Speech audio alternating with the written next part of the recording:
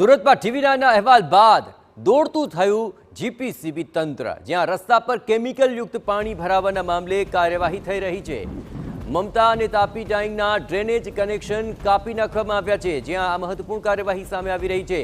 Udhna Navsari road પર કેમિકલયુક્ત પાણી ભરાયા હતા, જેમાં કૃષ્ણા પ્રોસેસ, શક્તિ ડાઈંગ અને રાજ ટેક્સટાઇલમાંથી પાણીના સેમ્પલ લેવામાં આવ્યા હતા।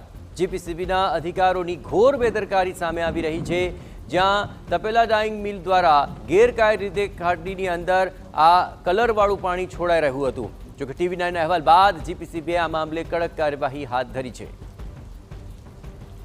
આપણે ખ્યાલ છે તે મુજબ છેલ્લા થોડા દિવસોથી અહીં ભારે વરસાદ બાદ રસ્તા પર પાણી ભરાયા હતા અને તેમાં કલરયુક્ત કેમિકલયુક્ત પાણી છોડવામાં આવી રહ્યું હતું, અને તેને લઈને ટીવી9એ અહેવાલ પ્રસારિત કર્યો હતો, અને ત્યારબાદ જીપીસીબીએ આ કાર્યવાહી હાથ ધરી, અને એ કાર્યવાહી અંતર્ગત અહીં ટીવી9ના અહેવાલની ધારદાર અસર જોવા મળી રહી છે, કારણ કે જીપીસીબીએ આવા એકમોની તપાસ હાથ ધરી હતી જે કેમિકલયુક્ત પાણી છોડી રહ્યું છે।